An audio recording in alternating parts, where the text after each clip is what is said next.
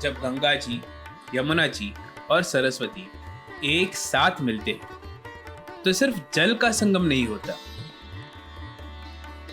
एक ज्ञान की लहर उठती है, जैसे वेदों का प्रकट होना। ये मिलन है शक्ति, भक्ति और मुक्ति का। एक ऐसा तत्व जिसमें सृष्टि का रहस्य छुपा है।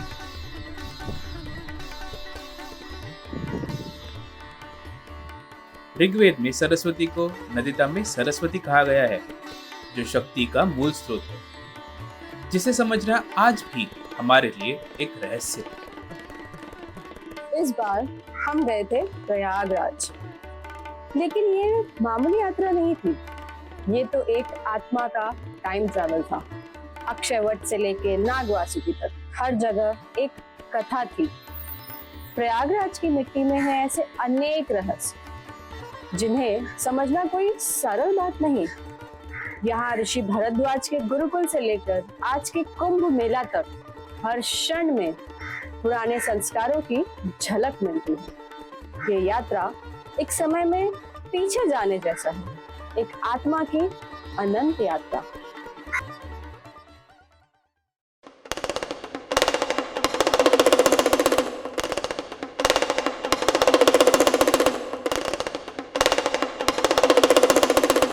ये है दुनिया की सबसे बड़ी आध्यात्मिक सभा, कुंभ मेला। हर 12 साल में होती है और उस समय जब ग्रह नक्षत्रों का योग बन जाए, जैसे समुद्र मंथन के समय बना था, जिसे समय के चक्र में कुंभ योग कहते हैं। जब आकाश और पृथ्वी के तत्व मिलते हैं, तब देवता भी इस भूमि पर उतरते हैं। प्रयागराज में है एक अद्भुत संगम, जहां मिलती है गंगा, यमुना और अदृश्य Saraswati. where Ganga means purity, Yamuna means love or devotion, Saraswati means wisdom, and their Sangam is the integration of karma, bhakti and jnana. लेकिन सरस्वती तो दिखती ही नहीं। ये बात तो एकदम सही है। सरस्वती तो भीतर भीतर बहत रही, जो मन के भाव और श्रद्धा से महसूस की जाती है।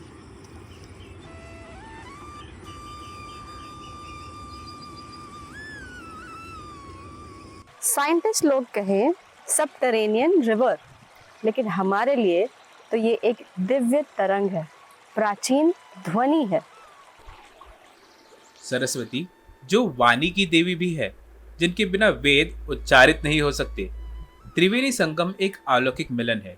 कर्म यानी गंगा, भक्ति यानी यमुना और ज्ञान यानी सरस्वती का। यही 3 गुण से पुरुषार्थ सिद्ध होता है, क्रिया, प्रेम और बोध से। ये मिलन नहीं, एक यज्ञ है, अंतःकरण के पवित्रकरण का। तो इसका मतलब है ये सिर्फ नदी नहीं, बल्कि विचार, भावना और श्रद्धा का भी संगम है। बिल्कुल, महाभारत में भी त्रिवेणी संगम को सत्यमेव जयते का स्थल माना गया है, जहाँ पुरुष अपने कर्मों को पवित्र करके आत्म शुद्धि करते हैं। गंगा कर्म शुद्धि है, यमुना भक्ति की नदी और सरस्वती ज्ञान की जलधारा। ये तीनों मिलकर जीवन के 3 स्तंभ को स्थिर करते हैं।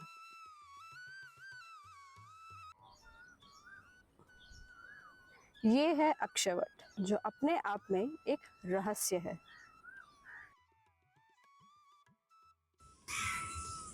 रामायण के सुंदर कांड में कहा गया है कि भगवान श्री राम ने अपने वनवास के समय यही विश्राम किया था।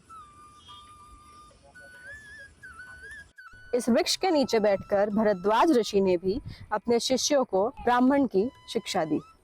Padma Puran and Matsya Puran describes Akshavat as a tree that survives the end of time.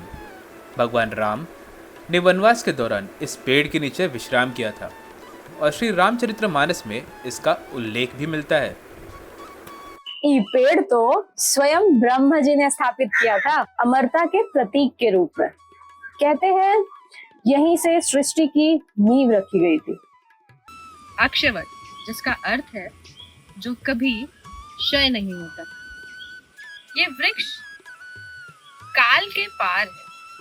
इसके नीचे बैठकर ऋषियों ने ब्रह्मांड के रहस्य को देखा। कठोपनिषद के यम के प्रश्न और नचिकेत के संवाद जैसे यहाँ भी प्रश्न उठे हैं। जीवन का मूल क्या है? अक्षयवट के वृक्ष को कल्प वृक्ष भी कहा गया, जहाँ हर इच्छा, हर संशय एक समाधि में बदल जाती है। ये सिर्फ एक पेड़ नहीं, ये स्थिर योग का बिंदु है, जहाँ आत्मा को मुक्ति की झलक मिलती है।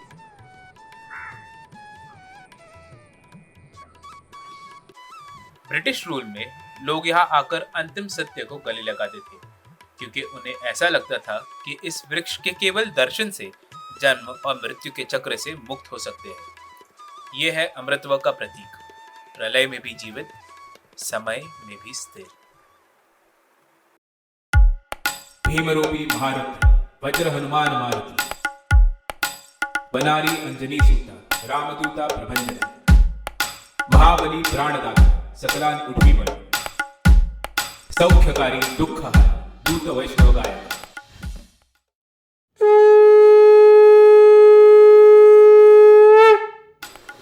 सबसे अलग और अद्भुत दर्शन दिए बड़े हनुमान जी ने, और वो भी लेटे हुए विश्राम में।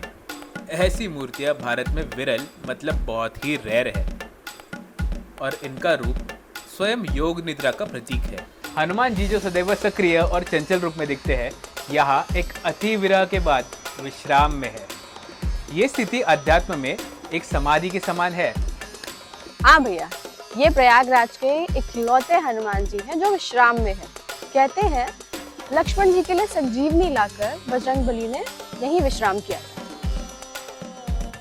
ये रूप ये बताता है कि परम सेवक भी कभी कभी समर्पण के बाद विश्राम करते हैं, जिसे वेद में कर्म समर्पण कहते हैं।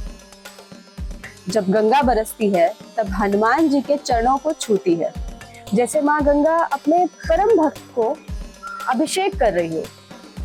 ये दर्शन वाल्मीकि रामायण के बाद के युग की एक मौन कथा है, जहाँ कर्म के बाद शांति आती है।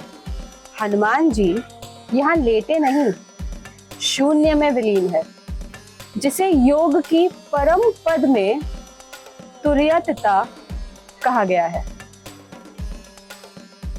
एकदम पावर नैप ले रहे हैं हमारे Bajrangbali. The Murthy lies half submerged in water during floods. People believe Hanuman ji absorbs the Ganga to protect Prayagraj. वेदों में कहा है कि ये योग निद्रा एक ऐसी अवस्था है जिसमें पुरुष अपने शरीर और मन को मुक्त करता है तथा आत्म ब्रह्मण की एकत्व को प्राप्त करती है। इसीलिए बड़े हनुमान जी का ये रूप कर्म से मुक्ति और भक्ति का प्रतिबिंब है।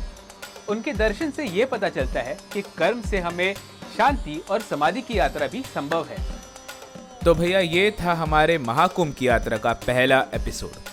जुड़े रहिए हमारे साथ इस अलौकिक सफर पर, क्योंकि पिक्चर अभी बाकी है मेरे दोस्त। तो मिलते हैं आपको इसके सेकंड एपिसोड में। तब तक के लिए keep travelling, keep exploring, and हाँ, don't forget to watch passport 68।